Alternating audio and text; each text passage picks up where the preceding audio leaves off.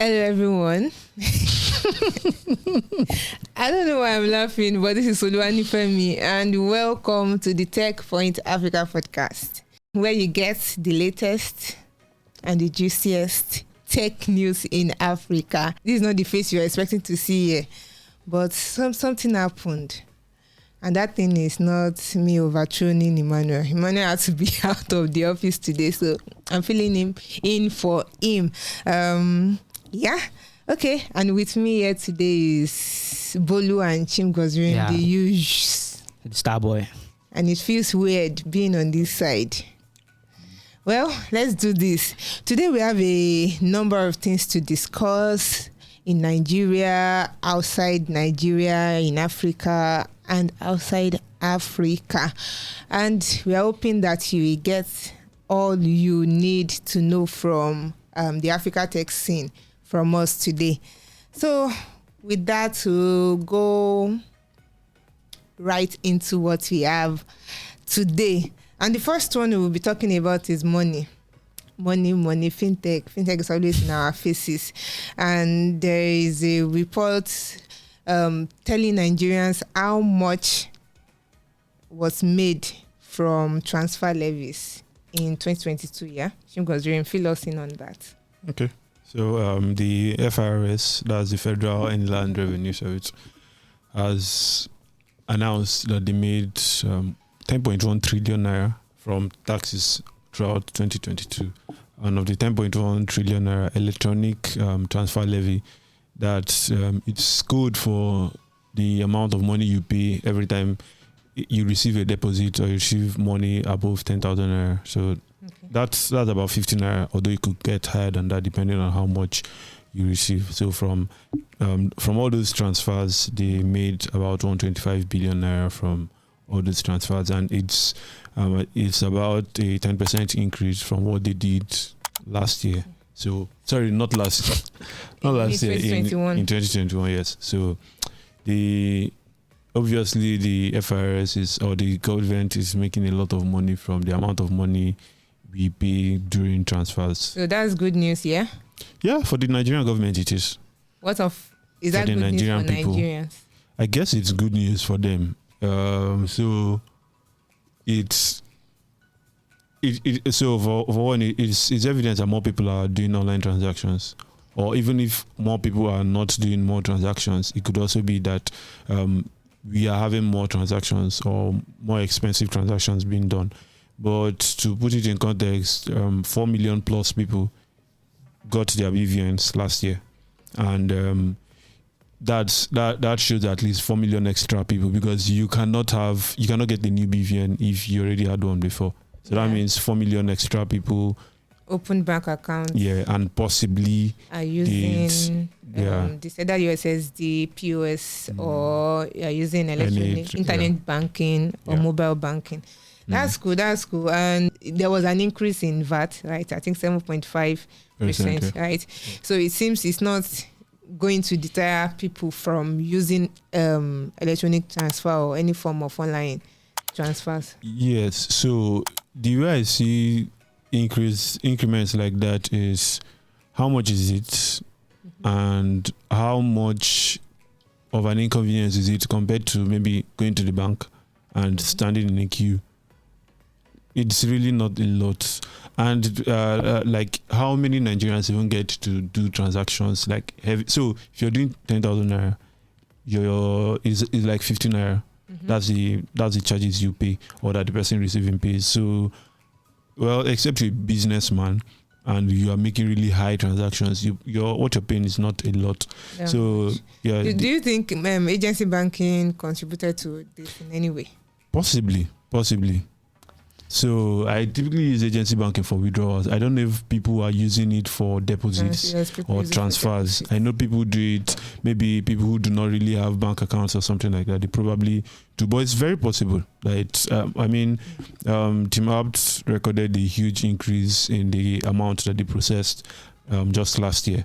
So it's very, very possible that across board, I can't remember the numbers from NIBS, but there was also an increase in the number of online transactions last year as well. So that definitely ties into why they made a lot more money. So I think it just makes sense. Encourage more people to use online transactions and then tax it. It makes more sense. Let's hope it gets better, both on the citizens and Nigerian government. So moving away from that, we want to talk about a Nigerian startup that is going global, or that has gone global, right? In the past week, Kuda Bank expanded to Pakistan. I just want to know why. Bolu. All right. So Kuda's expansion, I think firstly it's something that, I don't know, I think it's quite laudable for them to be able to make that expansion, because it was dependent on their possibility of getting the license, which from the news we heard is something very difficult to get. Like, which license? Yeah, the banking license for Pakistan. Pakistan, yeah, okay. That they get from the Pakistani government. Yeah. So it was interesting that they were able to get it, because there were even more established commercial banks that were vying for, that license. And I think the license they only gave 5 of them out, right? Yeah. And it's interesting that a Nigerian startup was one of the a Nigerian fintech was one of the new banks that were able to get it. So, and they were very strategic about how they went about getting it. So they had to partner. They made a partnership with some organizations there in Pakistan, and I think through them, that was how they were able to get that license. So what's the interest in Pakistan? So for me, I think an opportunity presented itself, for them to make that move, right? And a lot of people say you're still facing a lot of backlash here in Nigeria. Yeah, you get and it's normal for startups to get that kind of reaction, because you're expected to be laser focused on a particular market and conquer that market. Yes, and even after their latest raise, I think about $50 million. They said it will be geared towards expanding within Africa. So now they didn't even wait in Africa. The first expansion was not even in Africa. They went all the way to Asia. And it's surprising that, they made that kind of move. But, when you look at it, back and forth, you just see it's clear, because I also got wind of the fact that, they've been making some investments in Pakistan. So maybe they saw the opportunity. Variable market. Yes. Maybe they have a financial inclusion challenge they do, Nigeria. But even at that, there's still a lot. Because I'm looking at how one is how they will compete in that market with local providers. I think they will be able to compete, because when you look at it, when you look at the whole news, Nigeria actually has some licenses that, Nigeria's, financial space, when you compare it with that of Pakistan, it's a little bit ahead. So I think Kuda Bank has that advantage, because they're already in a place where, again, despite the whole, because Kuda Bank users will probably crucify me for this, but they've been able to at least, let's say, survive here in Nigeria. And then they are surviving in a place where, there's regulatory foresight, when it comes to finance in Nigeria is still kind of good, right? The regulators understand, where the problems are. So Pakistan is just doing those things, right? They are just starting to do those things. So it makes sense that someone that has already done it in a country where they have these regulations in place already, someone that has survived there is now coming to be the pioneer, for an economy or a country where these regulations are now just being put in place, right? So it's going to be, I see it as something that is now going to be like a collaboration between the Pakistani government and Kuda Bank, for example, where Kuda Bank, from what they've seen and witnessed in Nigeria, they can now put the country through. Hopefully. Well, so let's say Kuda Bank is taking its experience from the Nigerian market to Pakistan. So we wish them well.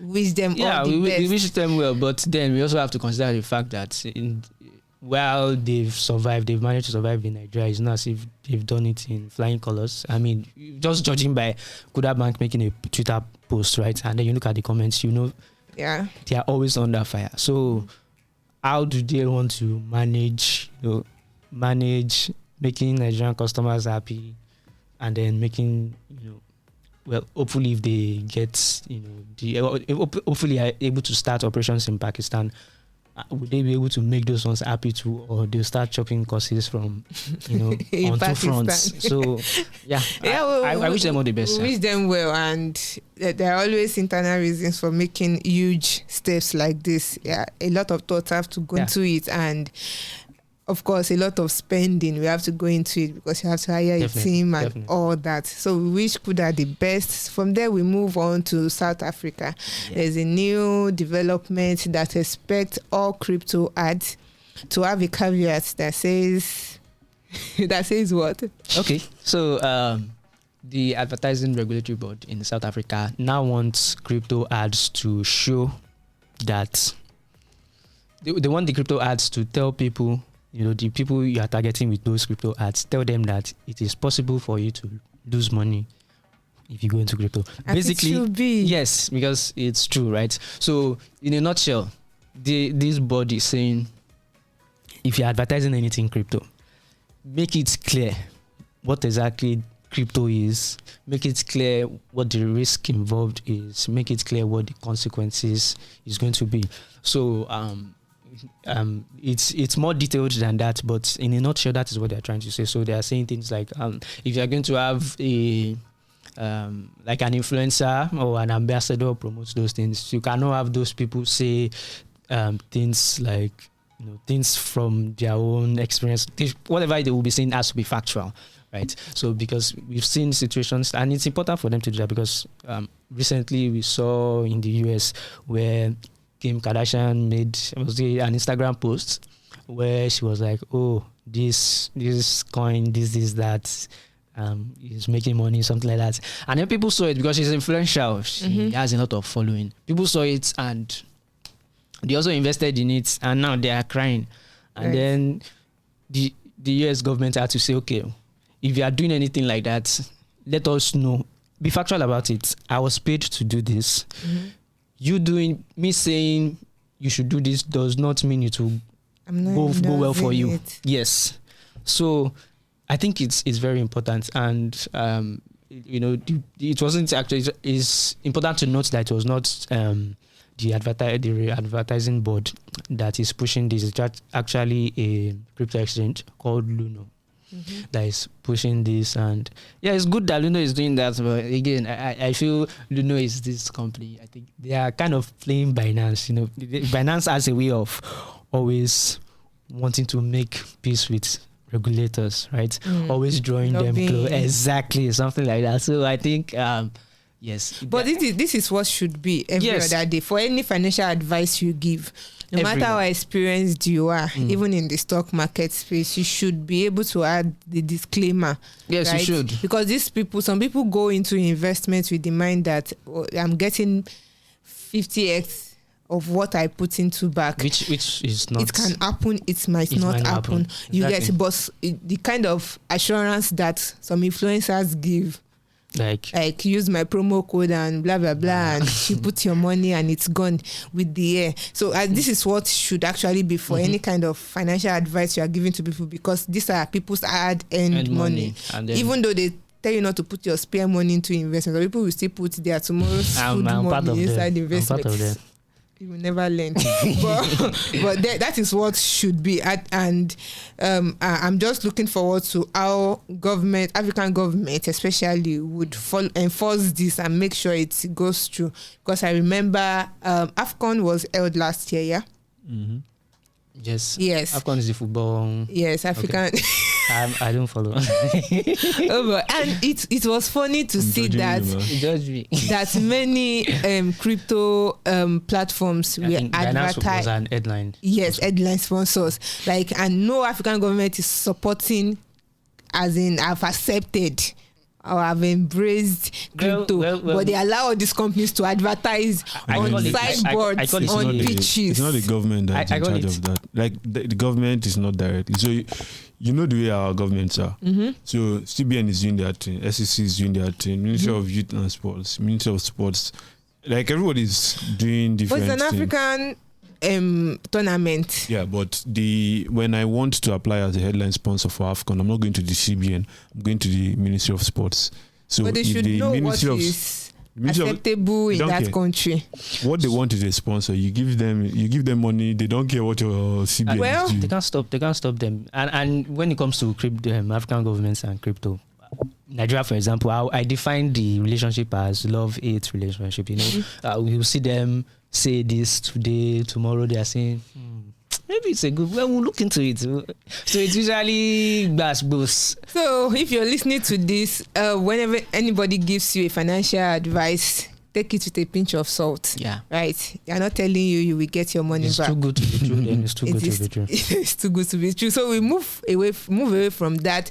As the usual is every January of every year, right? You start seeing figures flying all over the place about how much African startups or startups raised in the previous year. It's done all over the world. Different continents have their data, and Africa's data is out. Although there are variations in different figures that different platforms are releasing. But there's an interesting fact in this report, and that is the fact that Kenya is leading other African countries when it comes to debt financing.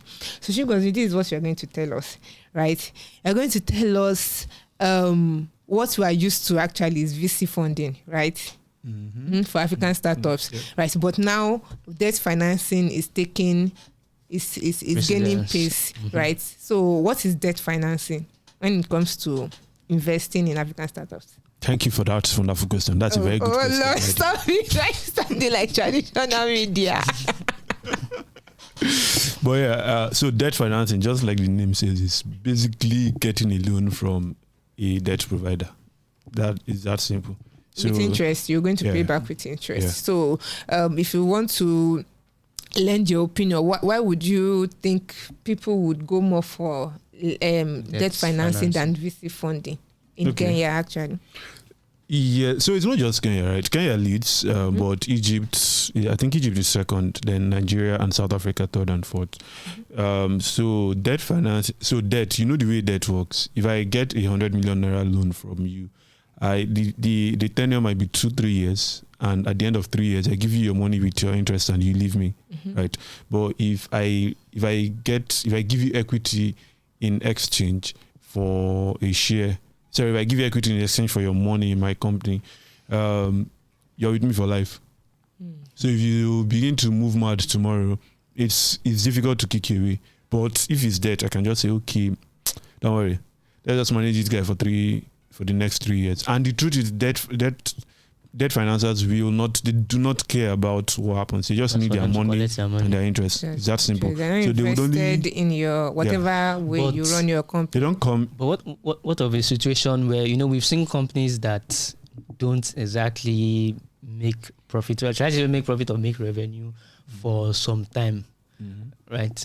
Will companies like that also would debt financing be good for them? Because you might have to. There are companies where you have to operate for, say you're into biomeds or things like that, or even a company like OpenAI, for example. So OpenAI would definitely not get debt financing, except they get a multi-year debt, which I don't know how that would work. They could get a multi-year debt, but it just doesn't make any sense for the lender, really, because it's a very risky venture. What happens if your AI plans never work?